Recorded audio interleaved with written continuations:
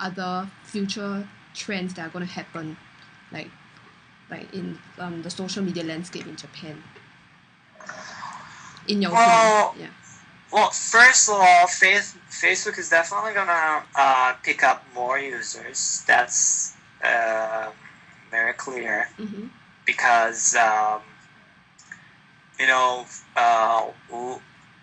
as I mentioned, there are out there thousands of application developers trying to develop Japanese application developers trying to develop Facebook apps, and there are hundreds of consulting companies offering Facebook advertising and marketing advice to their clientele.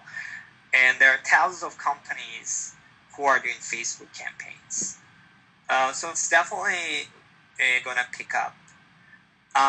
But I always project Twitter to be the winner. To be the biggest platform in Japan, because, as I said, it allows anonymity, and it's better for companies to reach new users. And Japanese users have always been interested in blogging. Japanese users have always been interested in writing diaries. Japanese people don't want to show their real faces and don't want to disclose so much information in a short amount of time. So for those reasons, I project Twitter to be the biggest platform in Japan. Okay. So are these unique to Japan? More companies will definitely be using Facebook, but we see that across the world, even in Singapore. But is what you have described something unique to Japan, or could you add on if you've realized some insights that probably other people will not know about Japan? Okay, yeah. Well, first of all, in Japan, as you might know, Japanese yen was very strong compared with the past. So it was very strong, and many Japanese people can afford smartphones. Right now, I'd say, I don't know the official numbers, I think it's about 50%. If you look at the new shipments, the majority of new shipments of phone, like mobile phones, are smartphones in Japan. And I think the penetration rate is about 50%. Someone who also, I used to live in the States, and I go to different countries, and I'd say that in Japan, smartphone penetration rate is very high. I don't know the penetration rate in Singapore, but in Japan, it's very high. I don't want to give you a wrong number, but I think it's more than 50%. Yeah. And that's happening so quickly because many Japanese can afford smartphones. And right now, if you look at new models, almost all of them are smartphones. So smartphone penetration rate is very high, and if you have a smartphone, you're very likely to be on a social network. So that makes a huge difference. I see. Smartphone penetration. So that's one thing. Another thing is, recently there's some news in the print media that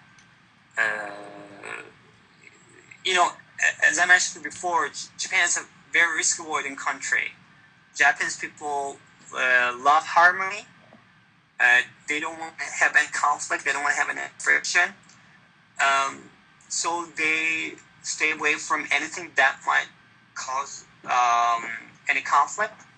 So if you think about social media, companies have to invest in this medium, and also, you send out messages, right?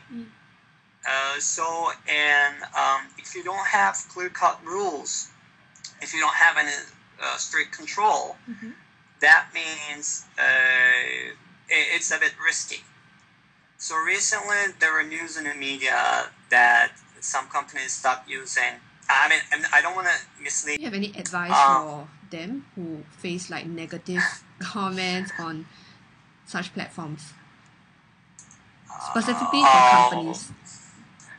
Well, first of all, some companies have a division where they handle professional with digital communications. Some companies, some brands outsource this to third parties, and some companies just keep quiet and don't send out many messages. So it depends on the company. It depends on their purpose, if they're going to use it for public relations or to sell their products or increase awareness. So I guess it depends on the brand. It depends on the category. So, well, I mean, if I would just say play it safe. I mean, I am sorry, I cannot tell you a solid thing. Okay, so another unique thing about Japan, I mentioned second channel or two channel. That's unique to Japan. And another thing is Ustream is kind of big here because one of the investors of Ustream is like Korean Japanese who also owns one of the largest carriers in Japan.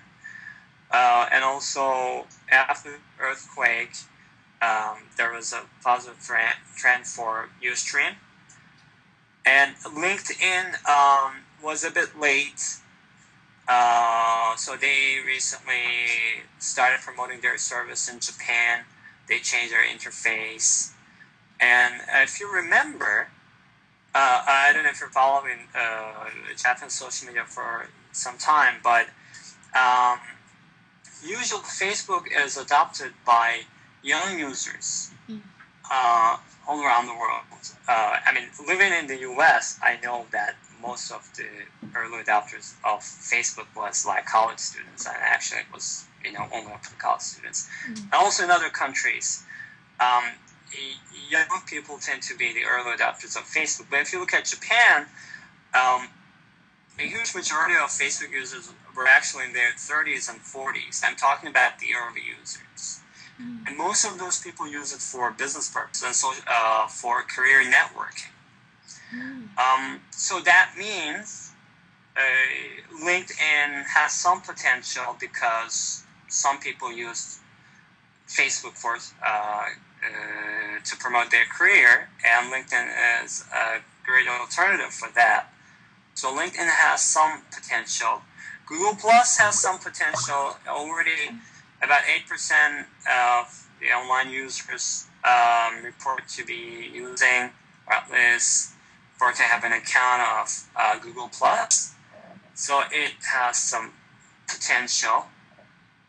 I don't want to say, many companies stop using. So a few companies stop using social media because some employees sent out some content that the managers didn't like, and also there were news in the media. Some people were writing